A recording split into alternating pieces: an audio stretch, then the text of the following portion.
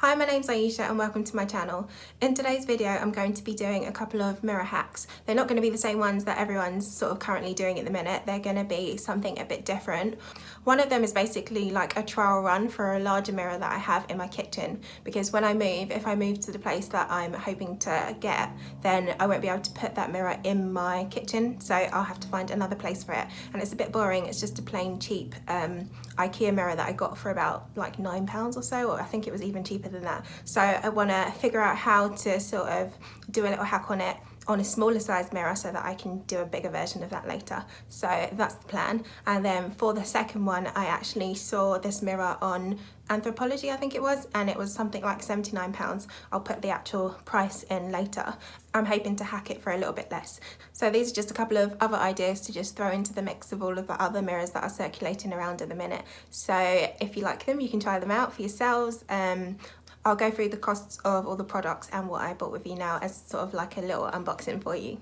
The first mirror is a bit awkward to show you because it's like really reflective in here, but it's basically this mirror from Dunelm. Yeah, I got this from Dunelm for £5, and so it's got the bit where you hang it, and it's got a thinner frame than the one that I'm hoping to copy. So I might try and like enlarge it with spray paint on the mirror, or I might just use the thinner border. I'm not sure if the flowers will fit.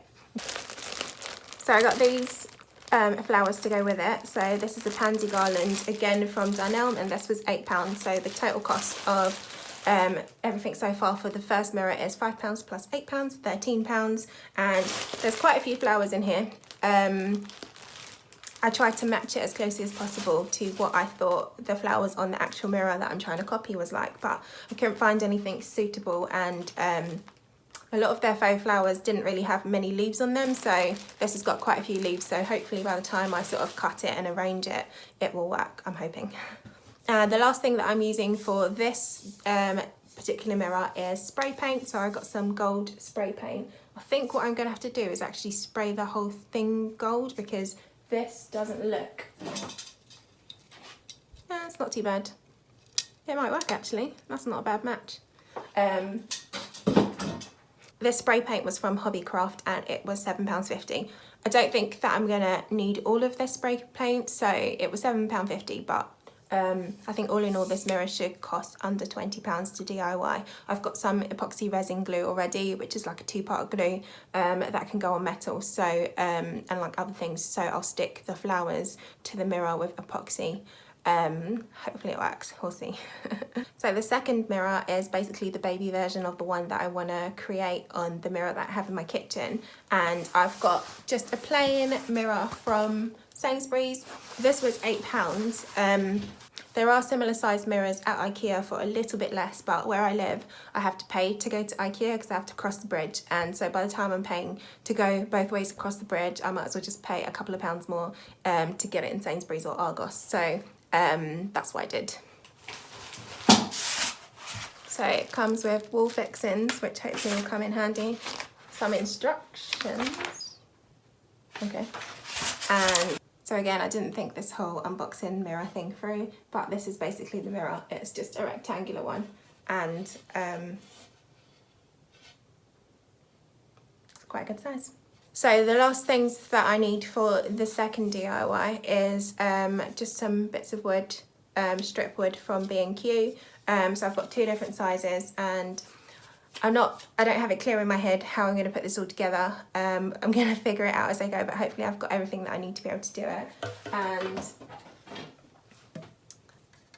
And I got some varnish from B&Q as well. This little pot was just £7. It was the cheapest ones that they have, because this is like B&Q's like own brand. So I'm going to stain them to match some of the other, well, hopefully it matches. It's not exactly the same one as the one that I used on all of my other stuff that I've DIY'd, but hopefully it's a close enough match that you wouldn't necessarily notice. And this isn't the final thing anyway, so I can see what it looks like, and then when it comes to the bigger one, I can adjust if necessary.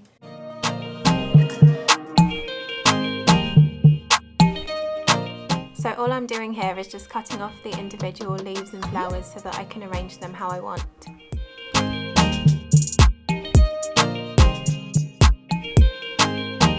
The leaves weren't really the right shape or size, so I had to trim them down and like cut them out individually and just make them the right shape and size.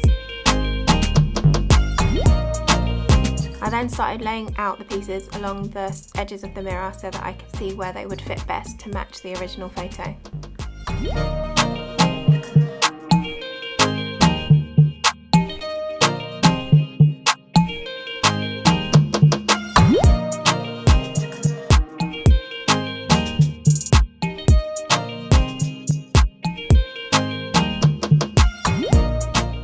Trim the flowers down as well as the leaves, because on the original there's larger flowers and smaller flowers, so I had to kind of work with what I had to create the different sized flowers.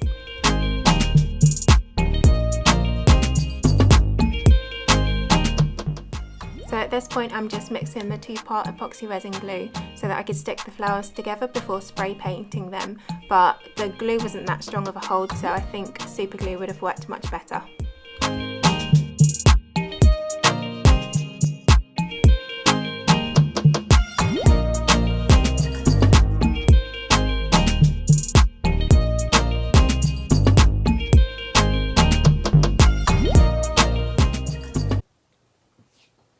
Okay, so this is where I'm currently at. This one is it's harder than it looks. So I've had to trim all of the leaves down to the right shapes, and then it's just trying to kind of stick them together so that they're just one bit, or at least a few large chunks of flowers, so that when I spray paint them and then finally attach them to this, it's not going to be lots of individual bits. It's going to be like just sticking it in a few key areas. So I'm hoping that the tape and the epoxy resin is enough to stick the fabric, but I'm not sure, so we'll see. I'll give it some time to dry and then I'll have a look.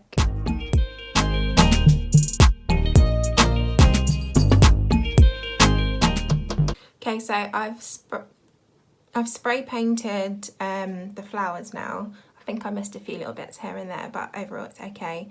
It's weird because some of the bits are like shinier than others, so maybe I sprayed more in some areas than other areas, but we'll see what it looks like when I put them all in the mirror.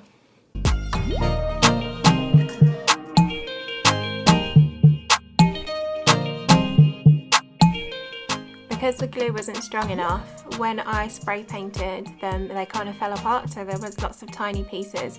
So it took me a while to figure out how to put them back in the right places, or as close to the right places as possible, so that I could line everything up.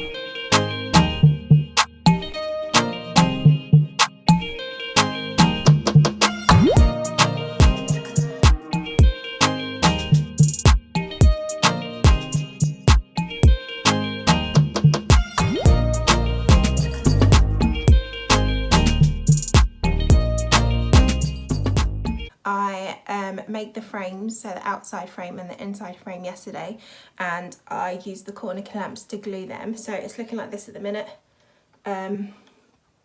So all I've got to do now is, it's a bit awkward to hold, these middle bits here to like link them up. I did start cutting and chiseling them yesterday and they look like this at the moment, but after doing a dry fit they don't really fit that well, so they're slightly too long for some reason, probably because I didn't measure them properly. I just kind of did it as a trial and error type thing, so I'm gonna have to like pare them or chisel them a little bit to take them down so that they can fit. But as I was chiseling to make them, it split a little bit, but I'll glue it and I'll also fill it, or actually maybe that bit can be the bottom anyway. But yeah, there's quite a bit of filling to do anyway, because this wood is quite soft wood, so on the circular saw it's quite rough, and so it kind of splinters it.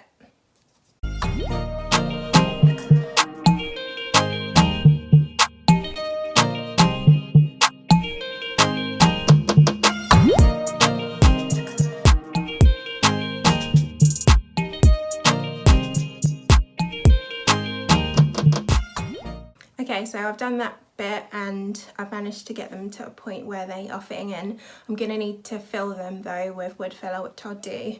I wanted to be able to put the wooden parts together and glue it and stain it and like do everything that I needed to do before putting it on the mirror, but I'm worried that if I start gluing it together, one, it's not going to be particularly strong because there's not very many like contact points between the two frames, and also it might like shift a little and then it might not fit back on the mirror properly. So I'm like, maybe should I glue it to the mirror first so that everything is all in its position?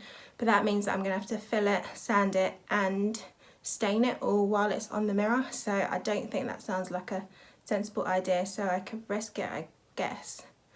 But I'm worried it's just gonna be like all out of place. I don't know. I'll have a think. I'll have a snack and then I'll get back to it. Okay, so the wood filler says it takes 2 hours to dry, so I've just gotten started. So what I've done is I've put a little bit of wood glue in between the joints, and hopefully that will just help it to stick. And then in about 5 minutes time I'm going to put some wood filler on, and then I'm going to detach everything from the mirror using the clamps, and then I'll stain it and try and put it on afterwards. Hopefully it will stay together and it won't break apart, but if it does then I'll just glue it back together. Okay, so this mirror has been sat for 2 hours, and I put some glue in here, and also I put some wood filler in. I probably shouldn't have done them at the same time, but well, actually I left about 5 minutes or so before putting the wood filler on top, because really wood glue takes about 24 hours to dry properly, but after about 5-10 minutes or so it's kind of held in place.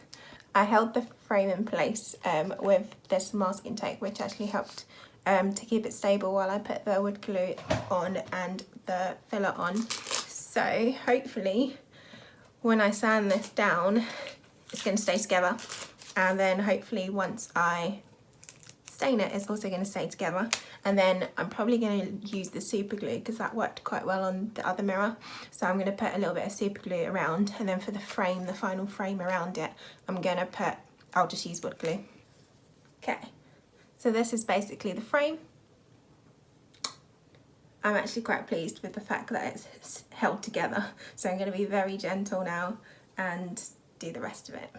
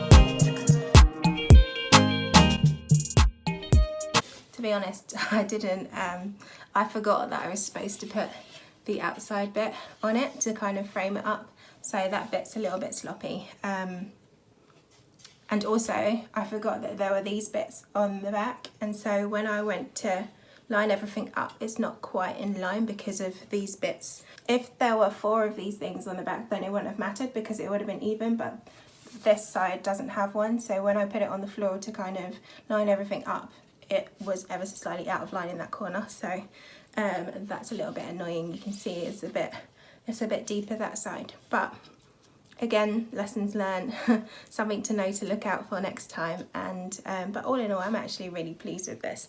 I think this is one of my better DIYs that I've made.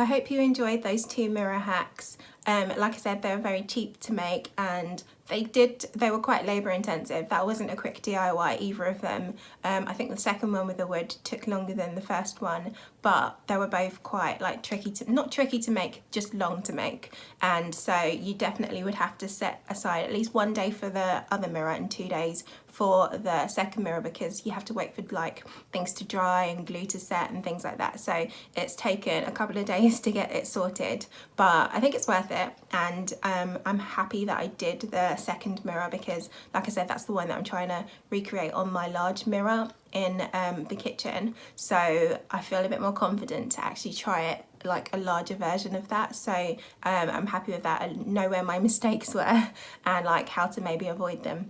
Mirrors are quite expensive to buy, so like the first DIY that I did, the one with the flowers around it, that's £78 from Anthropologie. So for me to be able to hack that for like £20 or less than £20, I think that's quite good. I'm not sure how much the other one would cost, because I didn't like copy anything as such. I've seen similar things out there, but I didn't take a particular product that I was trying to copy, and so I don't know how much it would cost, but definitely it wouldn't cost like £8 plus. The wood probably was about, I probably spent £10 on the wood, because each one of those little strips of timber were about £1 something each. So I used 5 of the smaller ones and 3 of the larger ones. So say £10, and then a little bit of stain. Obviously you don't have to stain it, you could paint it if you wanted to paint it to fit in with your decor. I chose stain. Probably if I was doing it again, I'd pick a different stain. I don't think I like the colours stains, because I've got the floor stain that I've used in a previous video, and I've got that one now, and I don't like them. I don't think they're rich enough, and so I quite like the other brands that are on sale, which I've used for my other bits of furniture in the past. So I would probably change that, do it a little bit darker as well, and then I think it would look higher quality if it was darker as well. I think where it's a bit light, you can see some of the mistakes, and I forgot to rub a few of my pencil marks out as well before I started like staining it, and then I realised, and I thought, you know what, it's just a practice, so it's okay, and it's not that obvious, to be honest. But yeah, so I'm glad I tried it, and I think it looks good. I'll definitely hang it up. That one, I don't, well, the gold one's actually on the wall at the moment, but it's not my style at all, so I might take that one down, but I'll definitely use the other one as well in the living room or something. I hope you liked this video. I hope you've been inspired, not necessarily to copy, because that's the whole point of me doing this video, is to do something different. So I'm not saying go out and copy it. If you like it, then by all means go out and copy it. These are things that you can buy. They're on sale currently now. I just bought them yesterday, and so yeah, if you want to recreate them, feel free to recreate it, but I like it when people are a bit unique and different, so try and put a twist on it. And then if you do recreate something or do something similar that's inspired by anything that I do on here, then make sure you tag me on Instagram so I can see what you've made as well. If you like this video, give it a like, and if you're not subscribed yet and you want to see more of this content, or you want to see more renovation content, or you want to hear more about like property related videos, then click the subscribe button, join the family. Thank you so much for 500 subscribers. I got a little email from YouTube today to say that I'd reached 500, which apparently is enough to fill a jumbo jet. So thanks guys, we could fill a jumbo jet if we wanted to. At the moment there's a few restrictions, but hey. Thanks for subscribing. And 600 I think I said was the next target, so let's go for it. And ultimately it'd be nice to get to 1,000 as well. You take care of yourselves, and I'll see you in the next video.